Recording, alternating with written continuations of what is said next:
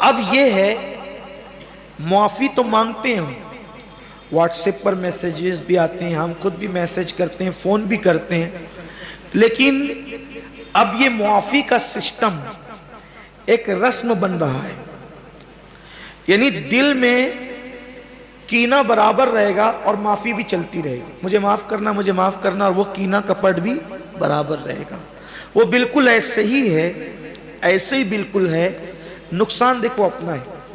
آپ کو ایک بات کہنا چاہتا ہوں، اگر اللہ کا مقبول بندہ بننا ہے تو ہر نماز سے پہلے، ہر روزے سے پہلے، ہر زکوٰۃ سے پہلے، ہر عبادت سے پہلے اپنے اوپر ایک بات لازم کر لو کہ اپنا دل ہر مسلمان کے لیے کینے سے پاک کر لو۔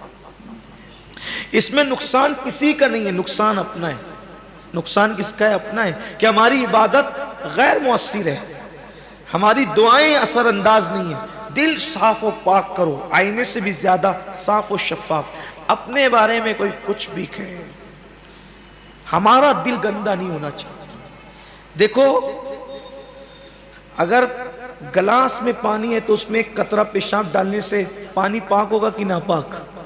بولو ناپاک۔ لیکن سمندر میں 1000 لوگ مل کر بھی پیشاب کریں تو پانی پاک ہوگا کہ ناپاک؟ پاک۔ تو گلاس کا پانی ہم کیوں بنتے ہیں؟ ہم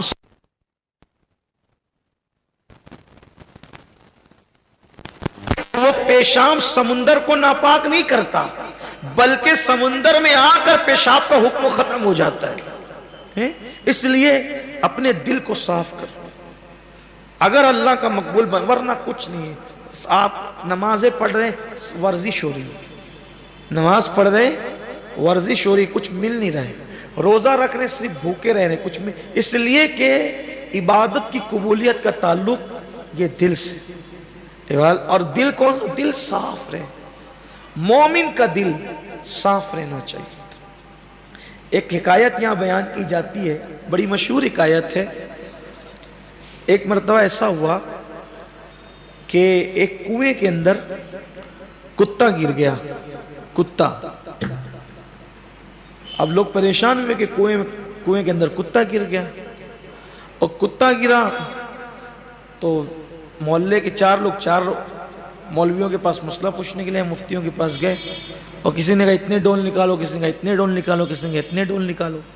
اب سب نے اپنے اپنے طور پہ ڈول نکالنے کے لیے کہا۔ جو سب سے زیادہ معتبر بزرگ تھے انہوں نے کہا اتنی نکالو، اتنی زیادہ نکال دیا۔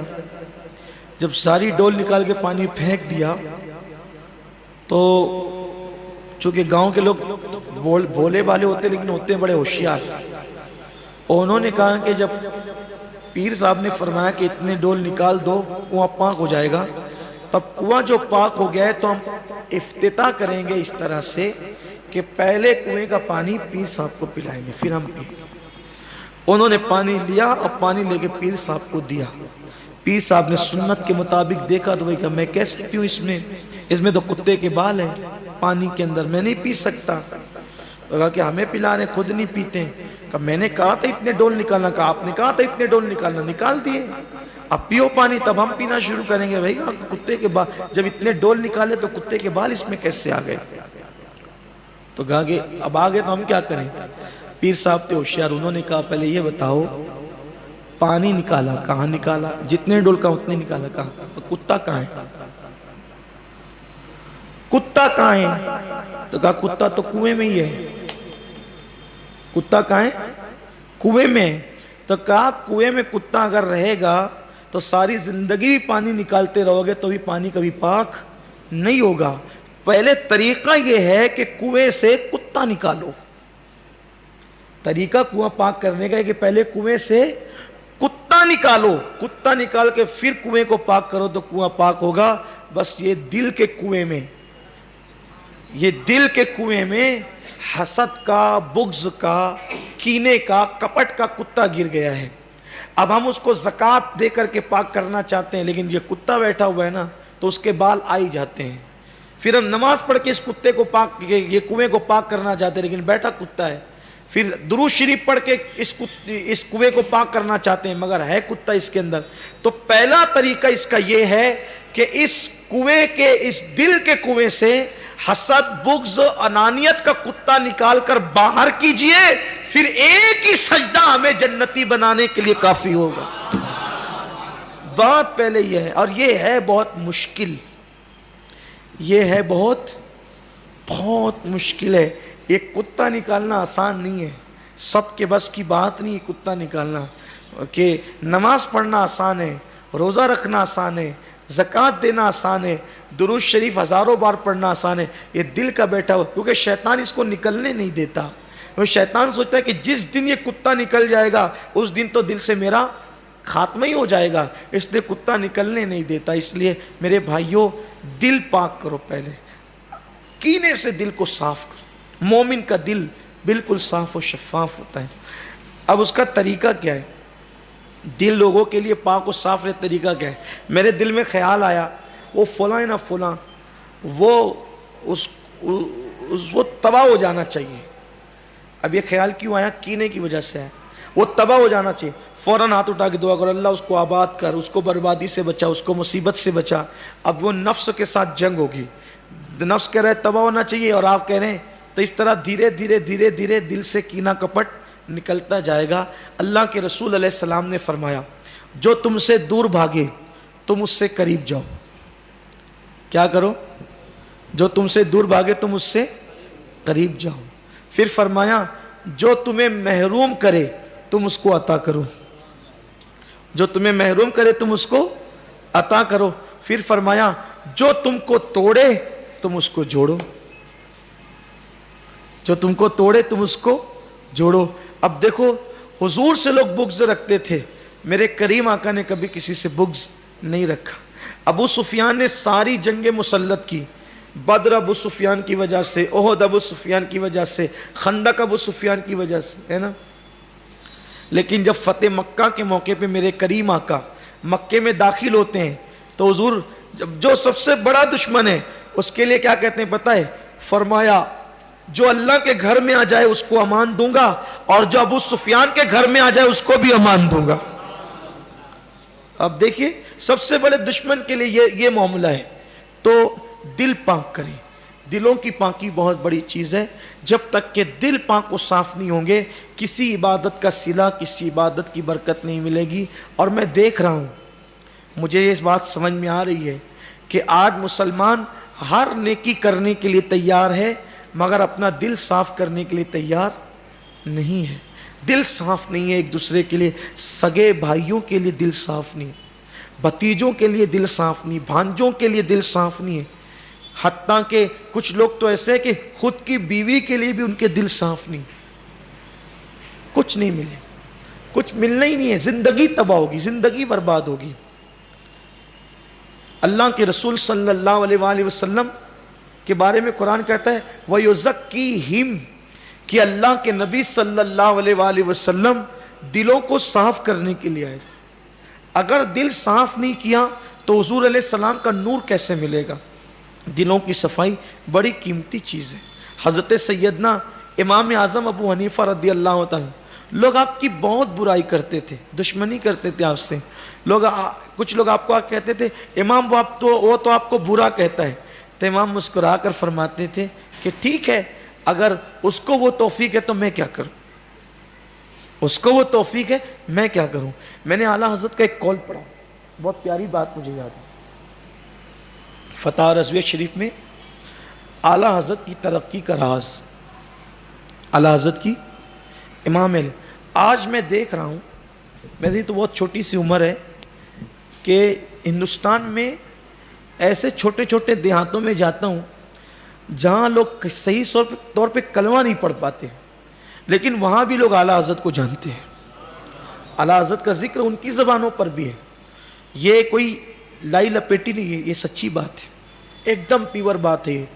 ورنہ آپ دیکھ لیں ہندوستان کے کونے کونے میں، بلکہ کل میں ایک گاؤں میں تھا، پچپڑوا، وہاں دیہات کے لوگ بھی آئے تھے جلسے میں، دیہات کے لوگ بھی آئے، تو شہر کے لوگ تو نعرہ لگا رہے تھے عشق و محبت عشق و محبت، ایک دیہات کا لڑکا کیا وہ لگا رہا تھا، عشق و محبت عشق و محبت، وہ نعرہ لگا رہا تھا۔ تو لوگ اس پہ ہنس بھی رہے تھے، لیکن اس کو وہ इश्क नहीं कह रहा था वो, इश्क मोहब्बत, ये कह रहा था वो, मैं उसकी बात कह नहीं पा रहा हूँ। इश्क मोहब्बत ये कह रहा था, लोग हंस रहे थे, लेकिन मैं हैरान था कि इसको इश्क भी बोलना नहीं आता है, लेकिन ये भी मेरे आला हज़रत से इश्क करता है। ये खास बात ये बताना चाहता हूं आपको, ये खास बात है। क्या राज है? राज क्या है? इमाम अहमद रजा की इस तरक्की का, इस कामयाबी का राज क्या है? आला हज़रत ने फतावा रज़विया में खुद लिखा है, फरमाते हैं, आजिज़ी देखो, फरमाते हैं फ़कीर के पास इल्म नहीं है, हालांकि 108 उलूम व फ़नून के, लेकिन आजिज़ी, फ़कीर के पास इल्म नहीं है, फ़कीर के पास अमल भी नहीं है, फ़कीर के पास तक़वा और परहेज़गारी भी नहीं है। मैं थोड़ी सी तशरीह वज़ाहत के साथ कह रहा हूँ, न इल्म है, न अमल है, न तक़वा है, न परहेज़गारी है, लेकिन फिर कहते हैं मगर अल्हम्दुलिल्लाह फ़कीर का दिल हर मुसलमान के लिए बिल्कुल पाक और साफ़ है। फ़कीर के दिल में किसी मुसलमान के लिए कीना नहीं है। यही उनकी कामयाबी का राज है। इसलिए कि जिनके दिल साफ़ होते हैं उन्हीं को अल्लाह तबारक व तआला इश्क़ रसूल की सआदत नसीब फरमाता है। देखो, जिस दिल के अंदर एक बात आप खुद सोचें, हम खुद सोचें कि एक जगह है जहाँ पहले से गंदगी पड़ी है, पेशाब पड़ा हुआ है, बकरी की लीद पड़ी हुई है, पाखाना है, ये है, वो सब कांटे हैं, गंदगी है। बोलो वहाँ जाकर हम बैठेंगे? वहाँ जाकर हम बैठेंगे? नहीं बैठेंगे। क्यों नहीं बैठेंगे? क्योंकि वहाँ पहले से गंदगी है। अब मेरे और आप जैसा इंसान गंदगी में जाकर नहीं बैठता, तो जिस दिल के अंदर पहले से कीने की गंदगी हो, अल्लाह वहाँ पे इश्क़ रसूल को कैसे रखेगा? वहाँ मोहब्बत रसूल को, ये सब बिल्कुल खोखले नारे हैं। जिनके दिलों में मोमिनों के लिए कीने हैं, उनके दिलों में कभी इश्क़ रसूल आ ही नहीं सकता। इसलिए कि इश्क़ रसूल की जगह साफ और शफाफ दिल है, पाक और साफ दिल है। मेरे प्यारे आका सल्लल्लाहु अलैहि वसल्लम के प्यारे दीवानों, जिनके दिलों में इश्क़ रसूल था, दिल साफ और शफाफ थे, उन पे लोगों ने जुल्म भी किया। उन्होंने कैसी बातें की? उन्होंने बातें कैसी की? एक मर्तबा एक बुजुर्ग, उनको किसी ने गाली दी, गाली दी तो हंसने लगे। गाली देने वाले को गुस्सा आया, उसने कहा मैं गाली देता हूं तू हंसता है? फरमाया अल्लाह की मर्जी के बगैर पत्ता नहीं हिलता, अल्लाह की मर्जी के बगैर पत्ता नहीं हिलता, तो अल्लाह की मर्जी के बगैर मेरी बेइज्जती कोई कैसे कर सकता है? अगर यार की मर्जी है कि लोग मुझे गालियां देते रहे, तो मैं यार की रजा में राजी हूं, मेरा तो कोई मामला ही नहीं है, मेरा तो कोई मैटर ही नहीं है। और देखो अल्लाह वाले कैसे अपने आप को अल्लाह के सुपुर्द करते हैं। एक बात आपसे कहूं, बहुत ध्यान से सुनना। आपने मुझे गाली दी, किसको गाली दी? मुझे, अमीनुल कादरी, या मैंने आपको गाली दी, जैद को, अमर को, बकर को, ठीक। अब ये जिस्म को गाली दी या जान को गाली दी या जात को गाली दी, ये जात है किसकी? किसकी है? डरो मत, बोलो। टाइम कम है इसलिए मैं कोई उन्वान नहीं छेड़ रहा हूं, लेकिन बहुत खास बात आपको कर रहा हूं आज। जिंदगी भर ये सबक याद रखोगे तो कभी बिगड़ोगे नहीं। ये जात किसकी है? बोलो भाई। हाँ, तो डरते क्यों? बोलो तो सही ना। गलत भी बोलोगे तो मैं थोड़ी कोई मुफ्तियों के फतवा लगा दूंगा, इस्लाह होगी। गलत बोलोगे तो किसकी है ये जात? अब आपने गाली दी, मैं मुझे या मैंने आपको दी, ये जात है किसकी? अल्लाह की मिल्कियत। तो आपने गाली किसको दी? अल्लाह की मिल्कियत को, अल्लाह की चीज को गाली दी आपने। नाराज कौन होगा? नुकसान आप किसका कर रहे हैं? गीबत आप करने बैठ गए, मेरी या मैं आपकी? हम और आप हैं किसके? अल्लाह के। आपने अल्लाह की मिल्कियत को की गीबत की, नाराज कौन होगा? अजियत किसको पहुंचेगी? वो क्यों नुकसान करते हो अपना? जिस दिन इंसान समझ जाएगा कि इंसान क्या है, उस दिन वो इंसानों से दुश्मनी करना बंद कर देगा।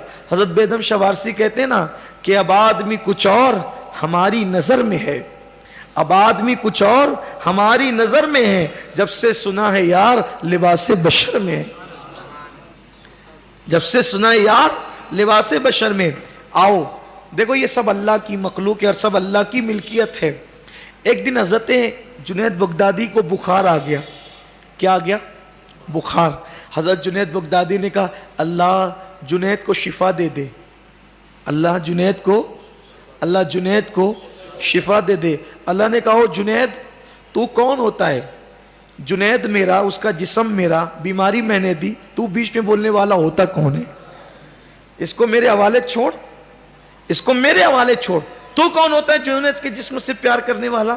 تو کون ہوتا ہے جنید کی بیماری میں انٹرسٹ لینے والا؟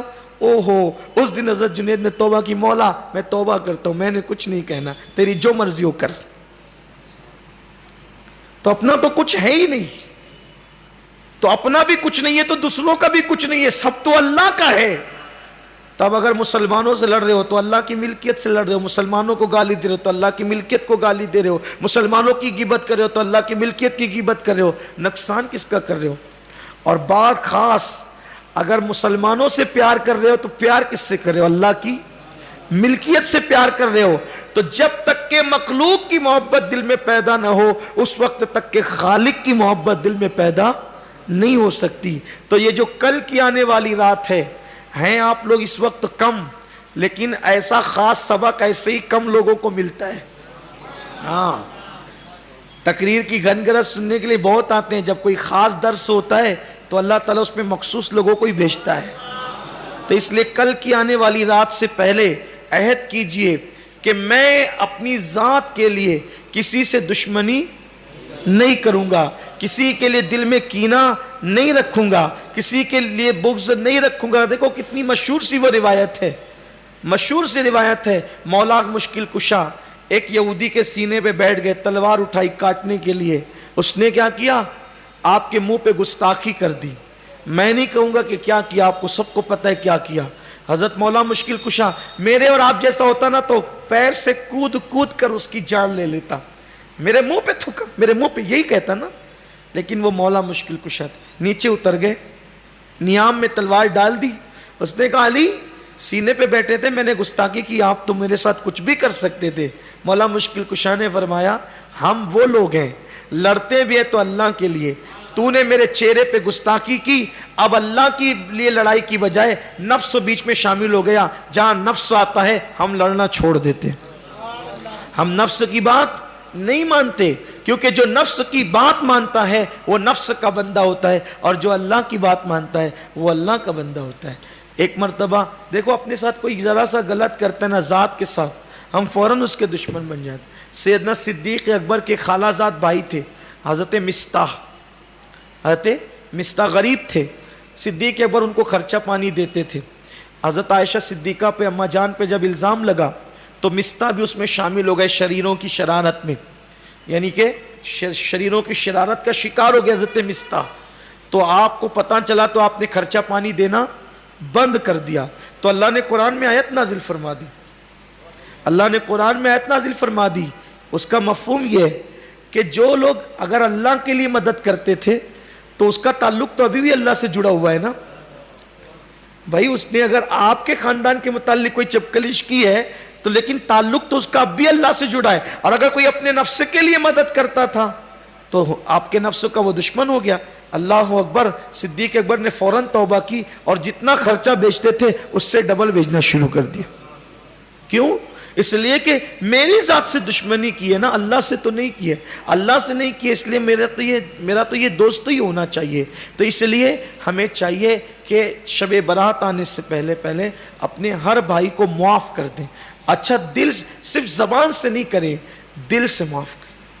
اور حدیث مبارکہ ہے, حدیث پاک ہے. کیا حدیث ہے؟ کہ اگر کوئی مسلمان تم سے معافی مانگے تم اس کو معاف کر دیا کر. اگر تم نے اس کو معاف نہیں کیا تو قیامت کے دن اللہ تمہیں معاف نہیں کرے گا. بلکہ یہاں تک کہا گیا کہ اگر کوئی تمہارے باپ کا قاتل ہو اور وہ تم سے معافی مانگے تو تم اپنے باپ کے قاتل کو بھی معاف کر دیا کرو. کیونکہ معافی مانگنے والے کو معاف کرنا, کہ آقا علیہ السلام نے یہاں تک فرمایا تم اللہ کے بندوں کو معاف کرو گے تو اللہ تمہیں معاف فرمائے گا. اس لیے دل سے سب کو معاف کر دو, سب کے لیے دل سے کینہ کپٹ نکال دو. اور اگر کوئی آپ سے معافی مانگے تو اس کو رسمی طور پہ نہیں بلکہ حقیقی طور پر اس کو معاف کر دو۔ دیکھو مشہور سی بات ہے کہ اللہ کے حبیب مصطفیٰ کریم صلی اللہ علیہ وآلہ وسلم کے سامنے جب حضرت وحشی جنہوں نے حضرت امیر حمزہ کو شہید کیا تھا، جناب ہندہ جنہوں نے حضرت امیر حمزہ کا کلیجہ چبایا تھا، جب یہ لوگ معافی مانگنے کے لیے آئے تو اللہ کے رسول نے ان کو معاف فرما دیا، سرکار نے معاف کر دیا۔ ارے یہ تو چچا کے قاتل تھے، خود اللہ کے نبی کے جان کے دشمن فتح مکہ کے دن جب حضور سے معافی مانگا تو اللہ کے رسول علیہ السلام نے ان کو معاف فرما دیا، یہ کہہ کر لا تثریبا علیکم اليوم، آج کوئی مواخذہ نہیں ہے، میں نے تم سب کو آزاد کر دیا، معاف کر دیا۔ تو معاف کرنے والا ہمیشہ بلند بالا ہوتا ہے، اور جس کو معاف کیا جاتا ہے بہرحال اس کا درجہ نیچے ہی ہوتا ہے۔ دیکھو امام علی مقام امام حسین کو کربلا تک لانے والے جناب حر تھے، لیکن معافی مانگی تو امام پاک نے ان کو معاف فرما دیا۔ تو معاف کرنے والا ہمیشہ مقبول ہی ہوتا جاتا ہے، بڑا ہی ہوتا جاتا ہے۔ تو اب میری گزارش آپ سے ہے کہ اب یہاں سے جانے کے بعد اپنے رشتہ دار، اپنے احباب ڈھونڈیے، تلاش کیجیے، کس سے بات چیت بند ہے، کس سے رشتہ ٹوٹا ہوا ہے، کس سے تعلقات میں انبن ہے، خود جا کر یا فون کر کے سامنے سے معافی مانگی۔ اور یاد رکھیے فرمایا گیا جو حق پر ہونے کے باوجود، جو حق پر ہونے کے باوجود لڑائی سے گریز کرے، لڑائی سے گریز کرے اور خود ہی معافی طلب کرے، اللہ تبارک و تعالیٰ ایسے بندے کو بے حساب جنت میں داخل فرمائے گا۔ اس لیے اگر آپ حق پر ہیں، یہ سب دنیاوی معاملات کی بات ہو رہی ہے، ایسا مت کرنا کہ گستاخ رسول سے جا کے بھی ہاتھ ملا لیں، یہ نہیں بھائی، دنیا کی بات ہو رہی ہے۔ ہاں صلح ہوگی صرف اپنی ذات کے دشمن سے، نبی کے دشمن سے کبھی صلح نہیں ہو سکتی، اس لیے کہ دشمن جاں سے کئی بدتر ہے دشمن دین کا، ان کے منکر سے کبھی ان کا گدا ملتا نہیں، ان کے منکر سے کبھی ان کا گدا ملتا نہیں۔ تو اپنے رشتہ داروں میں، دوست احباب میں جن جن سے بات چیت بند ہے، لڑائی جھگڑے خود سے، لیکن جو ہے وہ مکاری مت کرنا، اس لیے کہ اللہ سب کے دلوں کے حالات کو دیکھ رہا ہے۔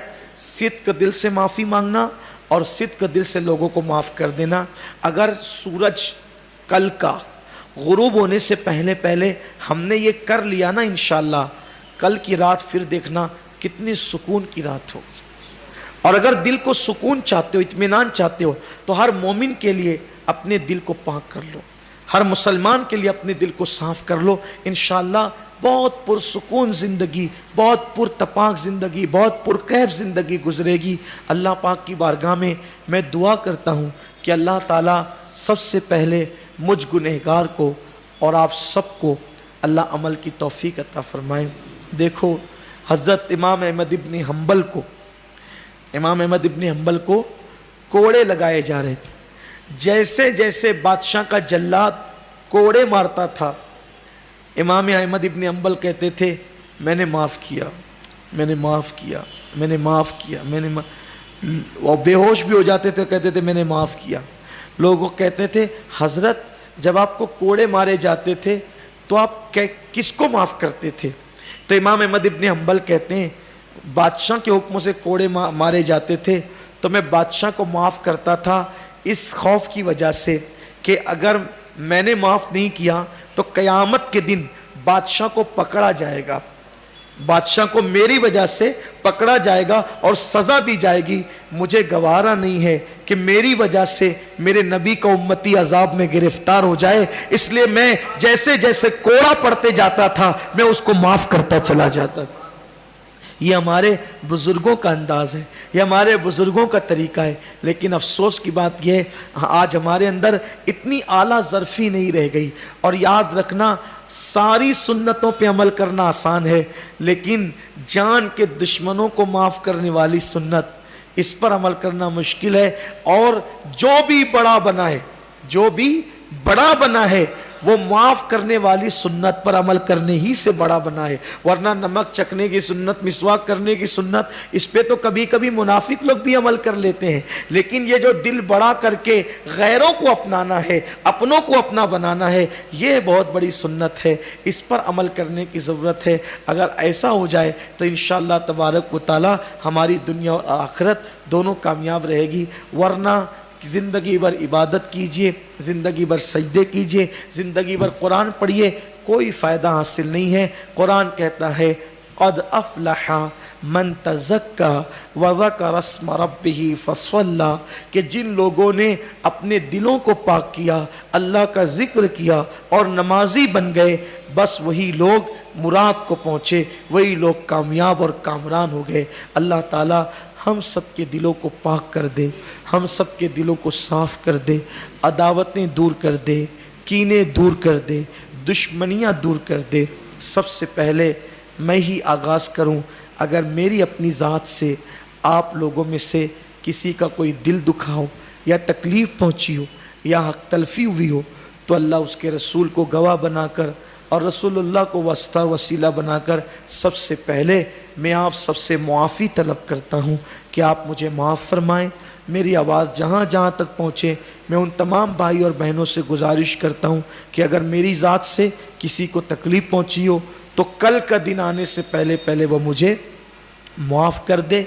اور آخری بات یاد آ گئی، میرے کریم آقا کا حال تو یہ تھا، ہائے ہائے، سرکار صرف معافی ہی کی بات نہیں کرتے تھے، بلکہ سرکار تو یہ بھی کہتے تھے کہ جو معاف نہیں کر سکتا وہ مجھ سے بدلہ لے۔ اگر اجازت دے تو ایک حدیث پڑھتا ہوں اپنے الفاظ کے جامع میں۔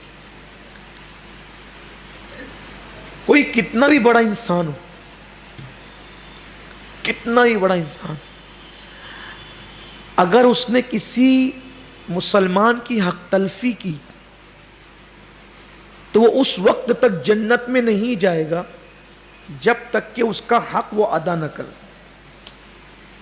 جب تک وہ اس کا حق ادا نہ کرے۔ بہت خاص بات۔ اصل میں آج ہم رسومات پر زیادہ عمل کر رہے ہیں، اصل دین پر ہمارا عمل کم رہ گیا۔ اللہ کے حبیب صلی اللہ علیہ وآلہ وسلم کا ظاہری آخری وقت آ گیا، اللہ کے حبیب علیہ السلام کا ظاہری آخری وقت آ گیا۔ حضور علیہ السلام پر بخار کی کیفیت تھی۔ آقا کریم صلی اللہ علیہ وآلہ وسلم دو صحابہ کے کندھوں پہ ہاتھ رکھ کر مسجد نبوی شریف میں آئے، اور آنے کے بعد میرے آقا منبر پہ بیٹھ گئے، اور سرکار نے کہا کہ صحابہ سے کہہ دو کہ وہ سب جمع ہو جائیں، اکٹھا ہو جائیں۔ جملہ فرمایا کہ اگر میری ذات سے کسی کو کوئی تکلیف پہنچی ہو یا کسی کا حق مجھ پر نکلتا ہو تو وہ مجھے معاف کر دے، اور معاف نہیں کر سکتا تو مجھ سے بدلہ لے لے۔ آپ سوچ سکتے ہیں کہ کونین کے مالک، کائنات کے مالک، ساری کائنات جس کی غلام ہے، حضور جس کے ساتھ چاہیں جو کریں، حضور پر کوئی حکم نہیں ہے، لیکن تعلیم امت کے لیے حضور کسی کو مار دیں، حضور کسی کو پیٹ دیں، حضور کسی کو ڈانٹ دیں، حضور پر کچھ نہیں، کیونکہ حضور سب کے آقا، اور آقا جس کے ساتھ جو چاہے سلوک کر سکتا ہے، کسی کو کوئی دم مارنے کی اجازت نہیں ہے۔ لیکن وہی میرے آقا کی شان یہ ہے کہ مالک کونین ہو کر اپنی ذات کے لیے کبھی کسی کو ڈانٹا بھی نہیں، اپنی ذات کے لیے کبھی کسی کو نہیں ڈانٹا۔ انس ابن مالک کہتے ہیں کہ میں چھوٹی عمر کا تھا، بہت غلطیاں کرتا تھا، لیکن حضور ڈانٹتے نہیں تھے، بہت غلطیاں کرتا، حضور ڈانٹتے نہیں تھے، بلکہ کبھی کبھی ایسا ہوتا تھا حضور کسی کام سے مجھے بھیجتے تھے اور میں لڑکوں کا کھیل دیکھنے کے لیے کھڑے ہو جاتا تھا، حضور کا کام ہی نہیں کرتا تھا، کھیل دیکھنے کے لیے کھڑے ہو جاتا تھا، اسے مصروف ہو جاتا تھا۔ پھر حضور مجھے ڈھونڈتے ہوئے آتے تھے اور دیکھتے تھے کہ میں لڑکوں کا کھیل دیکھتے کھڑا ہوں، تو حضور میرا کان پکڑ کے کہتے تھے او دو کان والے چل اپنا کام کر، یعنی ڈانٹتے نہیں تھے اپنی ذات کے لیے۔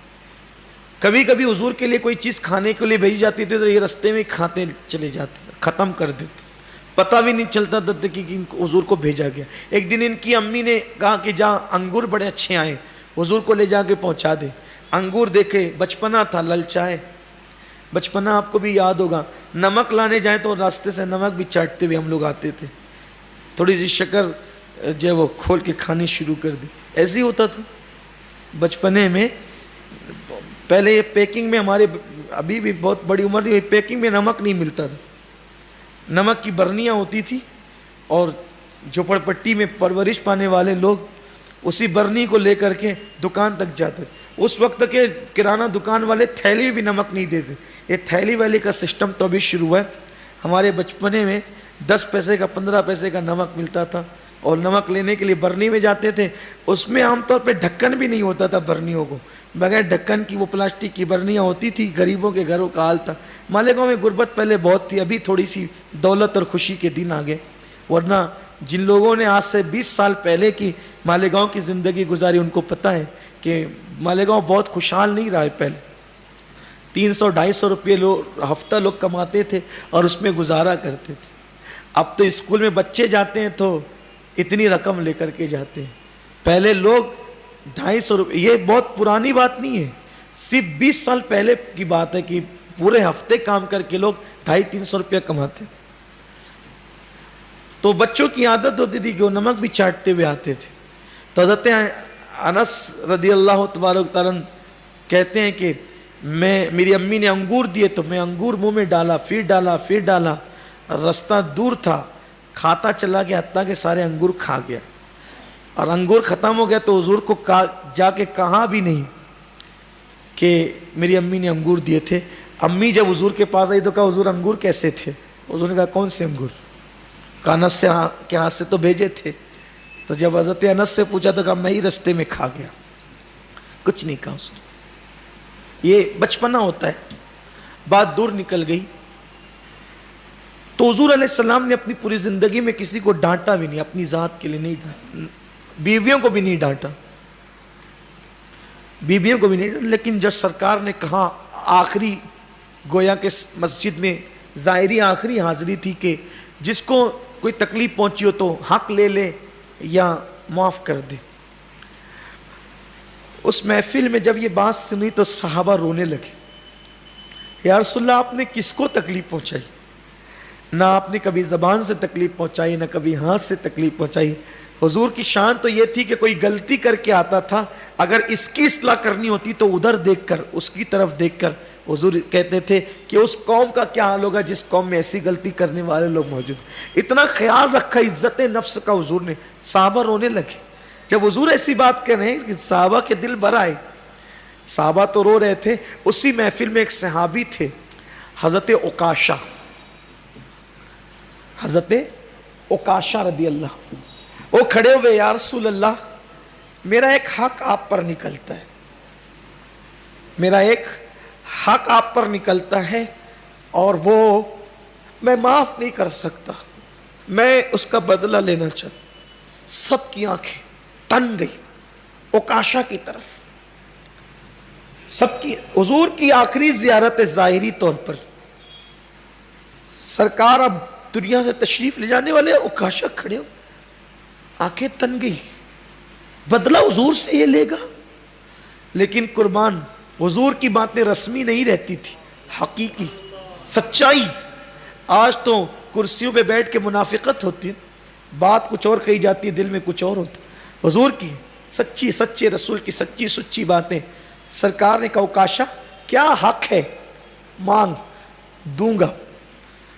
عکاشہ نے جب جملہ زبان سے کہا سب کی چیخیں نکل، یا رسول اللہ ایک جنگ کے موقع پر آپ اپنی سواری پر چابک اٹھا رہے تھے اور وہ چابک میری پیٹھ پہ لگ گیا تھا، سو وہ چابک میں آپ کی پیٹھ پہ لگانا چاہتا ہوں، وہ چابک میں آپ کی پیٹھ پہ لگانا چاہتا ہوں۔ اتنا سننا تھا۔ صحابہ نے کہا عکاشہ کیا کہتا ہے، حضور کی پیٹھ پہ تو چابک لگائے گا؟ ارے ان کو ایک چابک لگانے کی بجائے ہمیں ہزاروں مار لے، اپنا دل ٹھنڈا کر لے، کیا کر رہا ہے تو, کیا بک رہا ہے تو, یہ بات ہو رہی ہے. اوکاشا نے کہا آپ سب چپ رہیں, یہ معاملہ میرا اور حضور کا ہے. یا رسول اللہ آپ نے کہا ہے نا کہ حق مانگنے والا میرا حق یہ ہے. حضور نے کہا ٹھیک ہے اوکاشا, بیمار ہے. کہتے اوکاشا ٹھیک ہے یہی بدلہ لے لے, تاکہ وہاں میدان, اللہ اکبر, میدان محشر میں کوئی کھڑا, حالانکہ کسی کو حق بھی نہیں حضور کے خلاف کھڑے ہونے, لیکن تعلیم امت کے لیے اوکاشا ٹھیک ہے آؤ بدلہ لے لے. اوکاشا نے کہا یا رسول اللہ سنا ہے وہ چابک آج کل فاطمہ کے گھر میں رکھا ہوا ہے, میں اور کوئی چابک سے نہیں اسی چابک سے اپنا بدلہ لینا چاہتا. جیسے ہی چابک کے لیے بی بی زہرا پاک کے گھر جانے والا گیا, بی بی نے پوچھا چابک کیا کرو گے, یہ تو حضور کی امانت ہے, حضور کی امانت ہے, کیا کرو گے چابک؟ تو منہ نہیں کھلتا تھا, لیکن کہہ دیا کہ ایک شخص ہے اس چابک سے حضور نے اس کی پیٹھ پہ کچھ لگا دیا تھا, اب وہ حضور کی پیٹھ پہ یہ چابک لگانا چاہتا ہے. بی بی پاک کی چیخ نکل گئی, کہا کہ اگر وہ یہ چابک سے میرے بابا کی پیٹھ پر حملہ کرنا چاہتا ہے یہ میرے دونوں شہزادوں کو لے جا اور کہنا ایک ایک کے بدلے 1000 مار لے, لیکن میرے بابا کے ساتھ ایسا مت کر, جاؤ اس سے. حسنین بھی آ گئے, مسجد میں کوہرام بپائے. حضور کہتے چپ رہو, اسے لینے دو اپنا بدلہ, بدلہ لینے دو. دیکھو یہ کوئی دنیا کا لیڈر نہیں, یہ بادشاہ نہیں, یہ ہمارے آقا ہے, مالک کونین ہے, کیسے انصاف دے رہے ہیں اور ہمیں تعلیم دے رہے ہیں کہ اگر دنیا کے اندر تم نے کسی پر چوٹی کے پیر کے برابر بھی ظلم کیا ہے تو مرنے سے پہلے پہلے یہی صاف کر کے جانا, ورنہ وہاں تمہارا معاملہ اٹک جائے گا, گاڑی اٹک جائے گی. اللہ اکبر. حضرت اوکاشا کے ہاتھ میں چابک دیا گیا. اوکاشا نے کہا یا رسول اللہ, پوری مسجد رو رہی ہے, یا رسول اللہ جب چابک میری پیٹھ پہ لگا تھا اس وقت میری پیٹھ پہ کرتا بھی نہیں تھا. یا رسول اللہ میری پیٹھ پہ اس وقت کرتا بھی نہیں تھا. اگر آپ وہ بدلہ پورا دینا چاہتے تو پہلے آپ اپنی پیٹھ سے کرتا ہٹائیں. تاریخ کے اوراق گواہ ہے, اگر ایک اشارہ عبور ہوتا نا اوکاشا کی گردن اڑا دی جاتی, اوکاشا کی گردن اڑا دی جاتی. یار لوگ چند ماننے والے اپنے ہو تو لوگ کیا سے کیا گل کھلاتے ہیں نا, لیکن وہاں تو سب کے سب حضور کے غلام تھے, اور وہ اوکاشا خود بھی سچے غلام تھے. لیکن اوکاشا نے کہا سرکار کپڑا ہٹا دیں. کائنات نے دیکھا, تاریخ اسلام گواہ ہے, سرکار نے بغیر کسی توقف اور تکلف کے پردہ کپڑا ہٹایا. جیسی کپڑا ہٹایا اوکاشا حضور کی مہر نبوت کو بڑھ کر کے چوم لیتے ہیں اور آنکھوں سے لگاتے ہیں اور کہتے ہیں میں پاگل تھوڑی ہو گیا تھا کہ حضور کی پیٹھ پر کوڑا لگا کر میں جہنم میں جاتا. ارے میں نے سنا ہے جو حضور کی مہر نبوت سے مس ہو جائے گا اس پہ جہنم کی آگ حرام ہو جائے گی. حضور کی طبیعت دیکھ کر کے مجھے لگا اب حضور کی آخری زیارت ہے تو کیوں نہ میں فائدہ اٹھا کر کے حضور علیہ السلام کی مہر نبوت سے جو ہے وہ برکت حاصل کر لوں. اس کے لیے میں نے یہ بہانہ تلاش کیا تھا. لیکن بہرحال انہوں نے جو بھی بہانہ تلاش کیا یہ میرے آقا کا انصاف تھا, اللہ کے حبیب کا, کہ سرکار نے حق عطا فرمایا اور ہمیں تعلیم عطا فرمائی. جب امام الانبیاء یہ کر سکتے ہیں بولو ہم نہیں کر سکتے.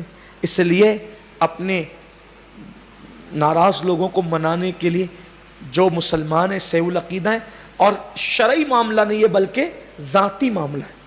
جن سے شرعی معاملہ ہے وہ تو کبھی ختم نہیں ہوگا جب تک کہ شرعی مسئلہ حل نہیں ہوگا, لیکن ذاتی معاملہ جن سے فون کر کے مل کر کے میسج کر کے آپ صدق دل سے معافی تلافی کر لیں. اللہ تعالی ہم سب پر کرم کی نظر فرمائے. کل کی آنے والی شب اللہ میری آپ سب کی اور تمام مومنین مومنات کی مغفرت فرمائے. کل کی رات دعا کی قبولیت کی گارنٹی اللہ کے نبی نے لی. حضور نے کہا کہ شب برات میں دعا قبول ہی ہوتی ہے, اس لیے کل رات دعاؤں کا خوب اہتمام کریں. اور کل مرکز پہ بھی آپ انشاءاللہ ہر سال کی طرح امسال تشریف لائیں گے. اس سال 2:30 بجے کا ٹائم کر دیا گیا ہے کیونکہ جو ہے وہ سحری کرنے والوں کو کچھ دقت ہوتی ہے اور فجر کی اذان ہو جاتی ہے تو مجھے بھی کل کو ہوتا تھا کہ اتنی عظیم رات ہم گزارتے ہیں سنتوں پہ عمل کرتے ہوئے اور ایک سنت ہی چھوڑ دیتے ہیں. تو ویسے تو کچھ سحری تو عشاء کے بعد بھی ہو سکتی ہے، لیکن رات کی آخری پہر میں سحری کرنا یہ زیادہ افضل ہے. تو کم